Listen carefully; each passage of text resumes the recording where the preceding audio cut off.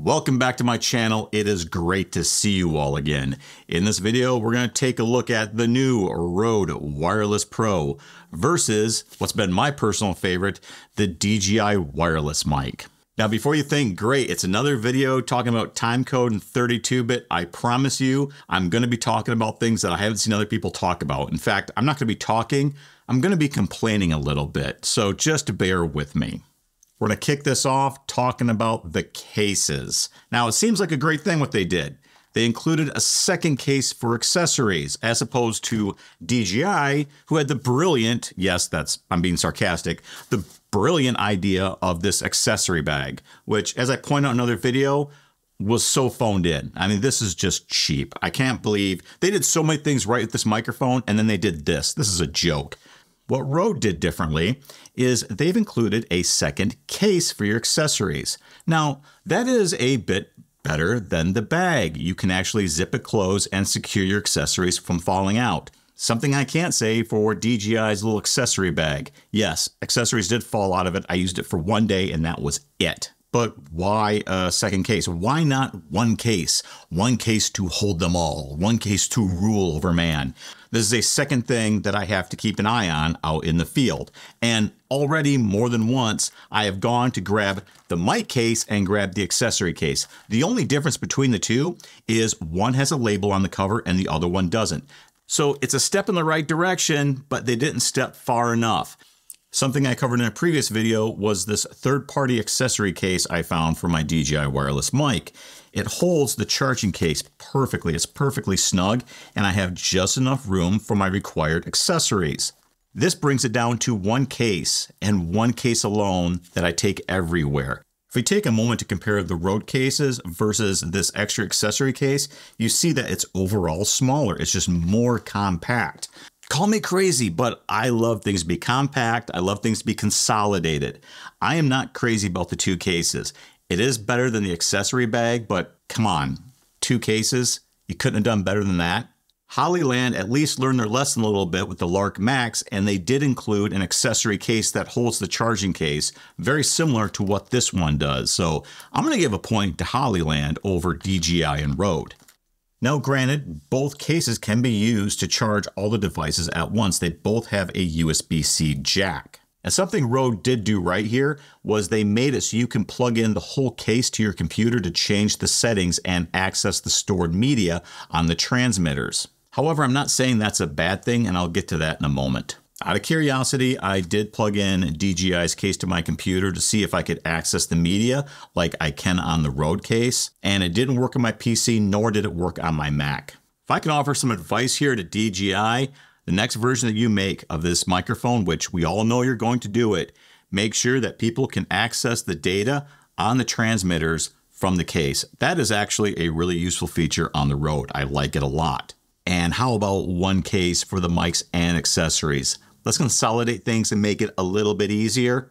Another thing you've probably already seen is that if you want to use magnetic mounts with the Rode, you have to put on this secondary clip because this one is actually plastic. It is not magnetic. So there's this really thin clip you have to put on. Why on earth is this a second accessory? Come on, Rode, you can do better than this. At the very least, you can leave these metal clips on and it still fits in the case just fine. And at the very least, that's one less accessory that you don't have to worry about falling out of the case and losing. Another critique I have here is that the magnet, even though, yeah, it does stick, in my experience, it does not hold as strong as the DJI does. But I don't think that's a magnet issue. I think the metal clip is just too thin, it's too weak, it's not metal enough, metalish enough. I don't know the exact term here, people. Please chime in the comments. But it doesn't seem to be enough to really attract and hold the magnet very strong. I've tried the magnet on my DJI and it does feel very strong. But on the Rode, it feels very weak. And a few days ago, I was out shooting in the morning. It was kind of cold out, so I actually had a sweater on. And I really did not trust the magnetic hold. I was honestly kind of concerned I was going to lose the transmitter. A big complaint I had with the DJI receiver is that the little clip here did not hold on all cold shoe mounts very well. So this is my vlogging case for my GoPro that I use. And if I put it on, right, it just does not hold. I will say that Rhodes is designed a little bit better and seems to do a better job hanging on to any kind of accessory I have that has a cold shoe. So if we place it onto my vlogging case, you see it actually does hold up. But what is with this clip design? Like, all the wireless lab manufacturers right now are doing the exact same thing with these little clips, and I really don't like them. One thing DJI did do sort of right is they made their clip removable like so. That way you could use these adapters for your smartphone. But most importantly, what that did was it opened the door for third-party accessories like this right here that I get off of Etsy. It's a little 3D printed adapter. It has a cold shoe mount, but it actually has a little thumb screw to tighten down on the cold shoe or hot shoe. And it has a 1/4 inch adapter. Oh my God, mounting options. Who would have thought people wanted some different options to mount their accessories? So I'm going to give 0 points to DJI, Rode, and every other manufacturer that insists on this terrible clip design. So a big difference between the two receivers is that the DJI's display is on the front. Now, I have found this to be more suitable for vlogging. To me, it just makes more sense when I'm out shooting solo to be able to look at the front of my camera and see the audio settings of my receiver to know that it's working. And that's kind of hard to do with Rode's design. However, I'm not actually saying anything bad about Rode's design either. To me, this makes sense, not as a vlogger, but as a camera operator, someone working on a more professional controlled shoot. It does make sense to have your controls, your settings be visible from the top down when you're looking down at the camera. That to me makes more sense, as opposed to the DJI wireless where the settings, the display of the settings are basically going to be pointing away from you, making it kind of hard to see. And this is an issue I've already personally run into on a couple occasions with the DJI wireless, using it as strictly a camera operator and not a vlogger. Unlike the DJI, the Rode does not have a touch screen. At first I was put off by this, but you know, it's not really a bad choice. All too often I have touched the screen of my DJI receiver and messed up a setting. Now, even though DJI does have a lock feature, if you quick press the power button, it will screen lock. To be completely honest, I forget to do that a lot. So I can see the appeal in a professional shoot of having a receiver that you don't have to worry that it's going to get messed up when someone accidentally touches the screen in the wrong way. I know I've been complaining a lot in this video so far, but let me focus on some positive. Something that Rode did that really stands out from DJI, and that is camera presets.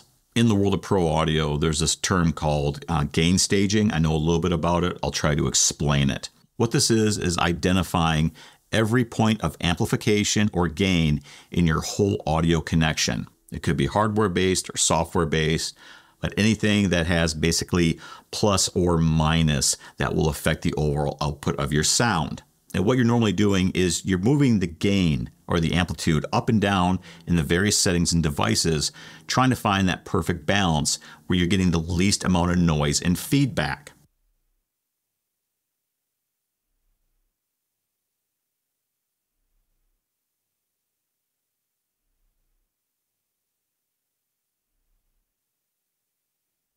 For example, the DJI wireless with my GoPro Hero 11, I found that if I zero out the decibel gain on both devices, it works fine. Like, I don't have to bring either up or down. It's perfectly balanced.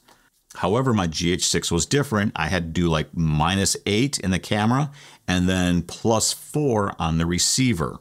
And so when using the DJI on different cameras or systems, I have to make mental notes of the right settings.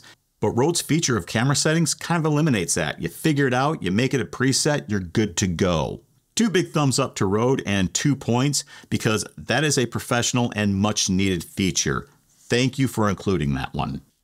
Something I did want to point out, and I don't know if this applies to everyone or if they just messed up my packaging, but I actually got 3 windscreens for the transmitters. So 2, right? We need 2 because we have 2 transmitters and an extra one. Maybe that's not the biggest selling point of this microphone kit, but for me, it kind of shows that Rode understands that out in the field, we make honest mistakes sometimes, like losing a windscreen in a high wind.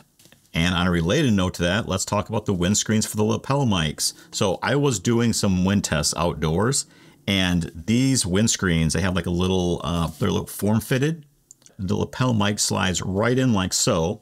And it seems like it fits well, right? Up until a huge wind gust comes, pulls this clean off, and I have to chase this for like 200 feet across the field. No shit, this happened a few days ago. Just consider this a friendly PSA that both the furry and foam windscreens are not very secure. They do come off very easily. But I will give Rode some points for including these little lapel microphones. Just in my initial test, they seem to sound pretty good. Also, I think it was a smart move on their part because something I've run into with users in the past is people bashing some sort of audio recorder for the sound quality. And it turns out they bought the cheapest possible lapel mic they could off Amazon. And then they turn around in their reviews and completely flame the recording device when it had nothing to do with the recording device. Just a bad choice in cheap lapel microphones. And I do kind of get it from a consumer standpoint because when you look at these little lapel microphones and you're trying to justify paying a lot for something so small, and you're like, I'm just going to go with this other off-brand for quarter the price. I mean, they're all tiny. They can't be that different. Oh, believe me, there is a huge quality difference in lapel microphones. So I think this was a bit of a quality control attempt on Rode's part to make sure people are using accessories that aren't complete garbage with their transmitters.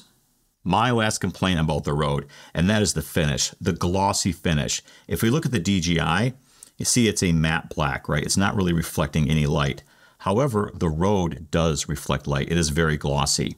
I've already had problems in other videos where it was reflecting my key light, and I had to move it around my shirt to find that sweet spot where it wasn't going to reflect light constantly. I don't know why Rode felt compelled to make a glossy reflective finish on these transmitters. That was a really, really bad idea in my opinion. What I'm going to be doing after I'm done with this video series is I'm actually going to cover the sucker up with some gaffer tape. We put a lot of work in trying to control the light, unnecessary reflections and distractions in our videos. The fact they actually introduced a glossy reflective surface into this microphone on something that's supposed to be pro really kind of boggles my mind. But with all that said, it's 32-bit, and 32-bit has been a game changer for me. However, this is not a perfect device. I do have some complaints. I was on the fence about doing an audio test because I didn't really think it was fair to test 32 versus 24-bit. However, curiosity gets the best of me sometimes. The first test is going to be a Plosives test, and to do that, I'm going to hold the mics in front of my mouth. Now I know these are lav mics, so they should be on your shirt. However, I do see a lot of people using these like interview mics. So because of that, I want to do a Plosives test. Plus, when you attach the lav mics to your shirt, you get a lot of low ends from your chest. Now, I already have a pretty deep voice, and normally in post-production, I'm doing a lot of low cuts to remove those low end frequencies. And for this, I don't want to do any post-production. And to add to that, I also turned off the low cut in the DJI receiver. Now, I did not find a similar setting in the Rode, so I'm assuming for right now that setting does not exist. This is the Plosives test without a windscreen. Peter Piper picked a peck of pickled peppers. Peter Piper picked a peck of pickled peppers. Peter Piper picked a peck of pickled peppers. Peter Piper picked a peck of pickled peppers. And now we're doing the Plosives test with furry windscreens. Peter Piper picked a peck of pickled peppers. Peter Piper picked a peck of pickled peppers. Peter Piper picked a peck of pickled peppers. Peter Piper picked a peck of pickled peppers. In this example, I want to test the low end frequency range that each transmitter picks up when it's attached to my shirt. I've also removed the furry windscreens because I don't think it's relevant for this test. The quick brown fox jumped over the lazy dog. The quick brown fox jumped over the lazy dog. The quick brown fox jumped over the lazy dog. The quick brown fox jumped over the lazy dog. Now I want to test the effectiveness of the furry windscreens. Now it hasn't been windy out around here lately, so I'm using a fan in my house to try to simulate it. I hope that's good enough for this video. The quick brown fox jumped over the lazy dog. The quick brown fox jumped over the lazy dog. The quick brown fox jumped over the lazy dog. The quick brown fox jumped over the lazy dog. Now I've attached the windscreens to each transmitter on my shirt. The quick brown fox jumped over the lazy dog. The quick brown fox jumped over the lazy dog. The quick brown fox jumped over the lazy dog. The quick brown fox jumped over the lazy dog. Now, according to some people on YouTube, 32-bit float is a hoax. I just love how everyone on YouTube is a subject matter expert on literally everything. Except for me. I'm an idiot. Let's now test clipping. The quick brown fox jumped over the lazy dog. The quick brown fox jumped over the lazy dog. The quick brown fox jumped over the lazy dog. The quick brown fox jumped over the lazy dog. Jumped over the lazy dog. Jumped over the lazy dog. Dog. Dog. Dog. Dog. Since I'm one of the few people on YouTube that admits to not being a subject matter expert on literally everything, I'm going to go ahead and leave it up to you, the viewer, to review these audio samples and make up your own minds. Now, even though I don't use the lapel mics very often, since Rode went and provided 2 of these, I've gone ahead and plugged one into the Rode and one into the DJI. We're going to test out plosives without any windscreens. Peter Piper picked a peck of pickled peppers. Peter Piper picked a peck of pickled peppers. Peter Piper picked a peck of pickled peppers. Peter Piper picked a peck of pickled peppers. Peter Piper picked a peck of pickled peppers. Peter Piper picked a peck of pickled peppers. Peter Piper picked a peck of pickled peppers. Peter Piper picked a peck of pickled peppers. And for the last plosives test, I've applied the furry windscreens. Peter Piper picked a peck of pickled peppers. Peter Piper picked a peck of pickled peppers. Peter Piper picked a peck of pickled peppers. Peter Piper picked a peck of pickled peppers. I am also curious if 32-bit float applies to these external lapel microphones. So let's test that out. The quick brown fox jumped over the lazy dog. The quick brown fox jumped over the lazy dog. The quick brown fox jumped over the lazy dog. The quick brown fox jumped over the lazy dog. Again, I'm going to let you make up your own mind with the samples provided. I'm going to do a second test set of examples simulating wind with the fan over here. We're going to start without a windscreen. The quick brown fox jumped over the lazy dog. The quick brown fox jumped over the lazy dog. The quick brown fox jumped over the lazy dog. The quick brown fox jumped over the lazy dog. The quick brown fox jumped over the lazy dog. The quick brown fox jumped over the lazy dog. The quick brown fox jumped over the lazy dog. The quick brown fox jumped over the lazy dog. The quick brown fox jumped over the lazy dog. The quick brown fox jumped over the lazy dog. The quick brown fox jumped over the lazy dog. The quick brown fox jumped over the lazy dog. Despite my critiques, I will be keeping the Rode and the DJI. I'll be using the Rode here in the studio. I like the sound of my voice on it. I like the dynamic range I get from the recording off the transmitter. But I also like the DJI for vlogging. I like the smaller, I like the front-facing screen. So I think they each have their own use case. And the unique use case for each of you is going to be the deciding factor on which system is right for you. Now, before you run out and spend a ton of money on either of these two systems, you should know that there are a lot of affordable options out there. I'm even seeing some from Ulanzi coming in under $100. Now, I have not tested them. I do not know the quality. I'm just letting you know, if you're on a tighter budget, there are options. I think the physical characteristics of Rode leaves a lot of room for improvement. However, DJI now has a lot of catching up to do. And all of you need to consolidate everything down to one case. Oh my God, that is so irritating. But with that said, the momentum and competition in the wireless lav market benefits us as consumers so much. I just love seeing all this competition right now. I hope the information that I've shared in this video helps you make a more informed decision before making your next purchase. As always, thanks for tuning in, and I'll see you again next time.